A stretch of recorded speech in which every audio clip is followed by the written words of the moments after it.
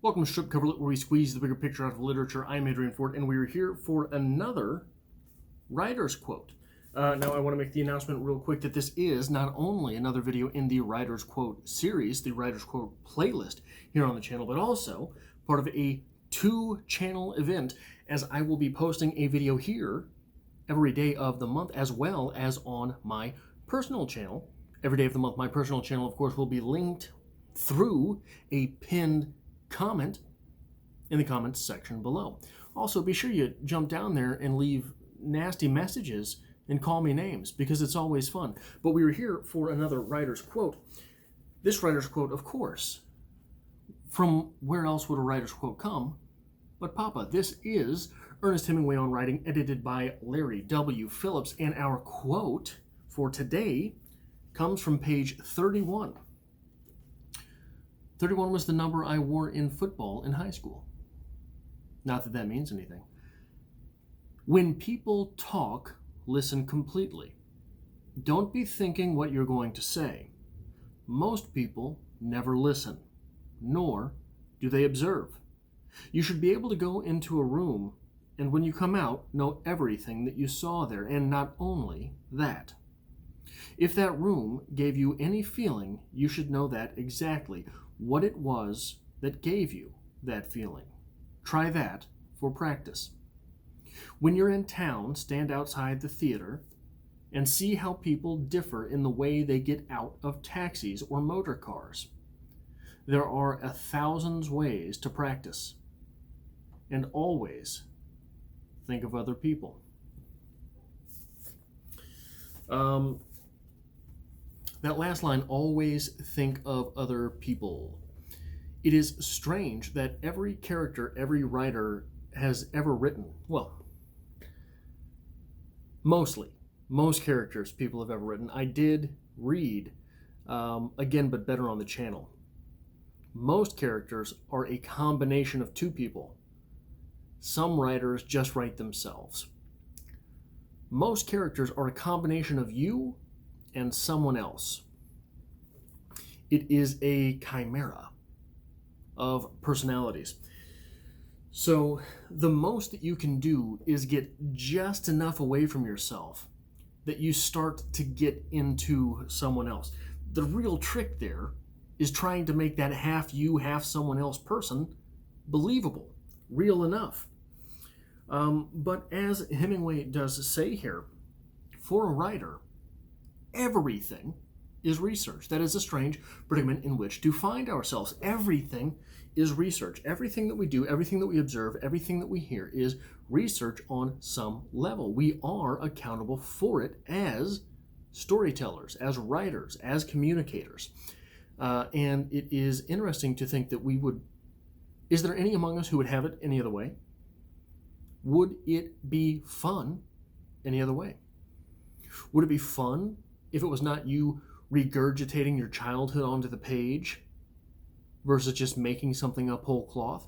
In fact, the most reflective of the individual writer, the genre most reflective of the individual writer might be fantasy, which is completely separate and removed from our world. It is world building in and of itself. But from whence does that world come? That world comes from the fantasies of the writer. Everything in there is whole cloth from the writer. Even if you're nicking all of Star Wars, guess what you're doing? You're nicking all of Star Wars through those eyes that you saw it, to process it, to digest it up here, and then shit it out right there. But anyway, Hemingway here says that the best way to practice beyond writing itself, which is like game day, right? So if we're talking about observing and being mindful is practice, writing, the practice of writing, is game day. That's where we are playing our sport. That is game day. So the best way to practice is to observe, and the second is to be mindful. I would like to channel a different writer, Sam Harris, here in Waking Up. On page 34, Sam Harris actually, in relation to waking up, retweeted me one time. That is my big claim to fame, is having been retweeted by Sam Harris. On mindfulness, Sam Harris says this: it is always now. This might sound trite, but it is the truth. It's not quite true as a matter of neurology, because our minds are built upon layers of inputs whose timing we know must be different. But it is true as a matter of conscious experience. The reality in your life is always now. And to realize this, we will see, is liberating. In fact, I think there is nothing more important to understand if you want to be happy in this world. But we spend most of our lives forgetting this truth, overlooking it, fleeing it, repudiating it. And the horror is that we succeed. We manage to avoid being happy while struggling to become happy, fulfilling one desire after the next, banishing our fears, grasping at pleasure, recoiling from pain, and thinking interminably about how best to keep the whole works up and running. As a consequence, we spend our lives being far less content than we might otherwise be. We often fail to appreciate what we have until we have lost it. We crave experiences, objects, relationships, only to grow bored with them. And yet, the craving persists. I speak from experience, of course. As a remedy for this predicament, many spiritual teachings ask us to entertain unfounded ideas about the nature of reality, or at the very least to develop a fondness for the iconography and rituals of one religion or another. But not all paths traverse the same rough ground. There are methods of meditation that do not require any artifice or unwanted assumptions at all. It goes into a little bit about that type of meditation. And then on the kissing page to this 35, he says, there is nothing spooky about mindfulness. It is simply a state of clear, non-judgmental, and undistracted attention to the contents of consciousness, whether pleasant or unpleasant. However, as a writer, as a storyteller, as a mirror towards the world, we're going to change that definition a little bit. It is distracted. There is nothing spooky about mindfulness. It is simply a state of clear, non-judgmental, and a little distracted attention to the contents of consciousness, whether pleasant or unpleasant. A little distracted in the fact that we have to be taking note of those things that we see. We have to be taking note of those things that are going on. We have to remember them. We have to be able to use and digest and pass them on. As a writer, you're doing a little more than noticing. As a writer, you're trying to understand, you're trying to comprehend, you're trying to note take. Hemingway, at some point, I can't remember exactly when, but Hemingway at some point said, what was it? Something along the lines of, as a writer, your job is not to judge, but to understand. There's going to be small word differences in there, but it's basically what he said. As a writer, your job is not to judge, but to understand. Because if we get lost in the act of judgment, what we're doing, so every character in our writing will be judging one another. Why do we need to put judgment on top of it? Our job, think of the most disgusting person you know. Think of the most abominable individual with which you have ever had to work. Don't you think that if you simply transcribed that person accurately onto the page, all of your readers would hate him or her as well? All of them would hate him or her as well. So if you go and you decide you're going to sprinkle some judgment on top of those things that you're putting on the page, all you really stand to do is make yourself judged by your reader. All you really stand to do in adding judgment on top of those things accurately observed is to make yourself vulnerable to the same types of judgment that you've been passing on to your reader. A good example of this is American Psycho.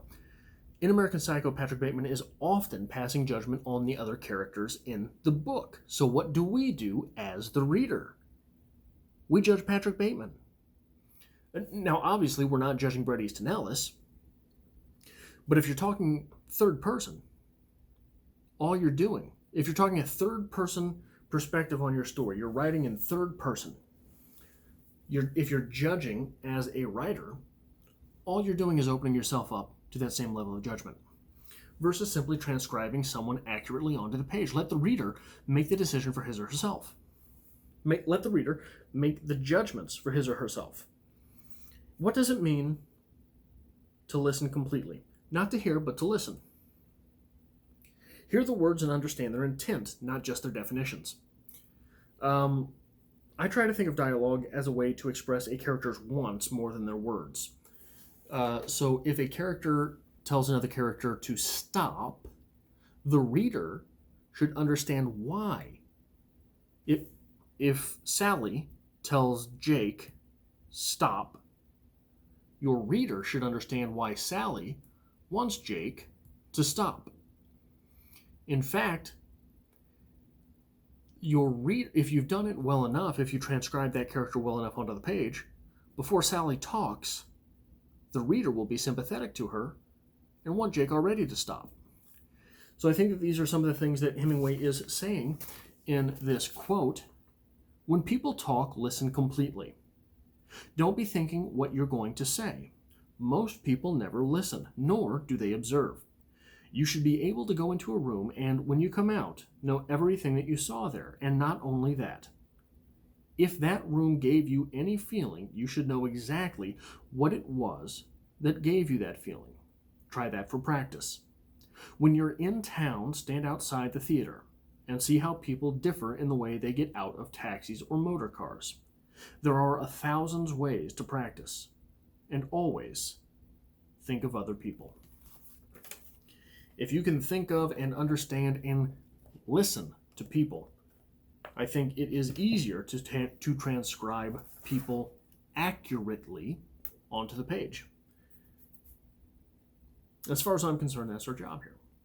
So again, this is a video in the Writer's Quote playlist here on the channel. So if you like things like that, make sure you hit the subscribe button if you are not already subscribed, if you happened upon this video. If you enjoy talk of literature, if you enjoy read-alongs for novels, if you enjoy dissecting short stories, if you enjoy reading poetry, maybe this is the channel for you. But don't forget that in my personal channel, linked in a pinned comment below, I talk about other stuff. I talk about movies. I talk about all sorts of stuff over there. So make sure you come over there and join me there as well.